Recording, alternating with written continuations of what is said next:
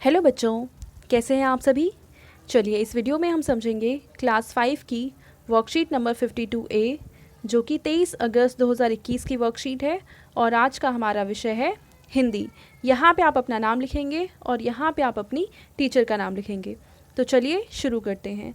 नमस्ते प्यारे बच्चों, उम्मीद है कि आप सभी स्वस्थ और खुश होंगे। बच्चों, दिए गए शब्दों को पढ़िए।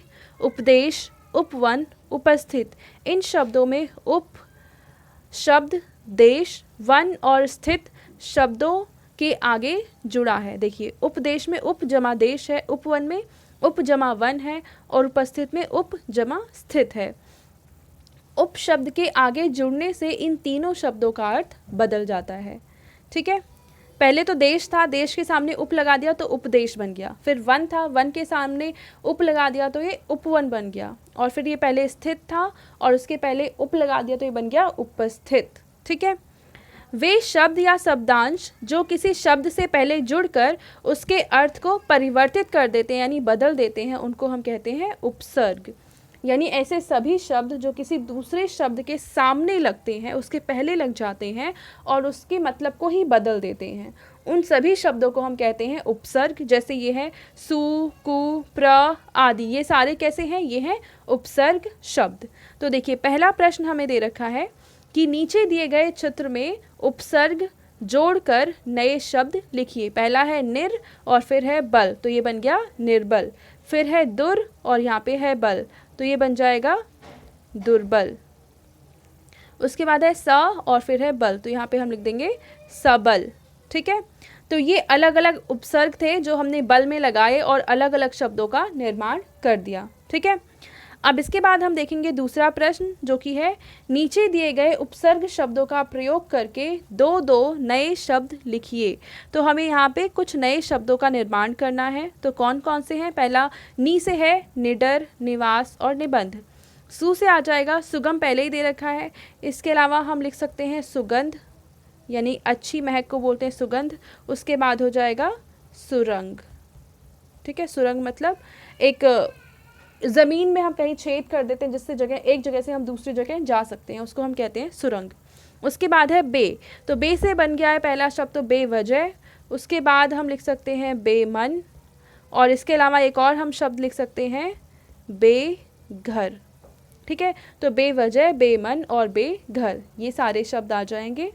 अब तीसरा प्रश्न देखिए, निम्नलिखित शब्दों में से मूल शब्द और उपसर्ग शब्द अलग अलग करके लिखिए। तो देखिए, ये कुछ शब्द हैं जिसमें से हमें पहचानना है कि उपसर्ग कौन सा है और मूल शब्द कौन सा है। जैसे उपकरण में उप है उपसर्ग और करण है मूल शब्द। प्रतिदिन में प्रति तो है यहाँ पे उपसर्ग और दिन है मूल शब्द। अगला है आ जन्म, आ है यहाँ पे उपसर्ग और जन्म है मूल शब्द। ठीक है, तो तीसरा प्रश्न हो गया पूरा।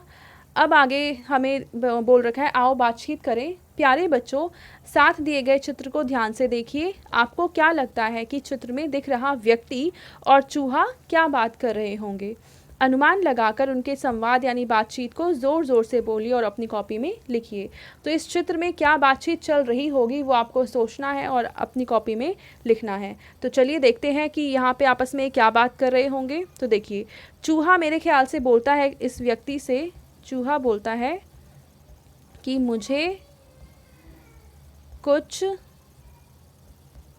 और दाने दो। चूहा बोलता है मुझे कुछ और दाने दो, क्योंकि शायद चूहे को बहुत ज़्यादा भूख लगी होगी। तो व्यक्ति बोलता है कि यह लो, परंतु और अधिक दाने नहीं मिलेंगे। तो व्यक्ति बोलता है चूहे से कि ये लो, पर और अधिक दाने आपको नहीं मिलेंगे। ठीक है, तो इसके बाद देखिए, आपके पेरेंट्स के लिए एक सुझाव है कि बच्चों को अपना एक शब्दकोश बनाने के लिए प्रेरित करें, जिससे वे रोज़ उनके द्वारा सीखे गए नए शब्द लिख सकते हैं। तो आप अपनी कॉपी में पीछे की साइड ऐसा कर सकते हैं कि इस वर्कशीट में जो भी आपको नए शब्द लिखते हैं उसमें से कम 3 से लेकर 5 शब्दों को आप अपनी कॉपी में लिख सकते हैं और उनके मतलब इधर लिखेंगे और उसको आप हफ्ते में 1, 2 या 3 बार पढ़ते रहेंगे तो वो नए शब्द आपको ज़रूर हमेशा के लिए याद हो जाएंगे। तो ये थी आज की हमारी हिंदी की वर्कशीट। आई होप आपको ये वर्कशीट बहुत अच्छे से समझ में आ चुकी होगी। Thank you.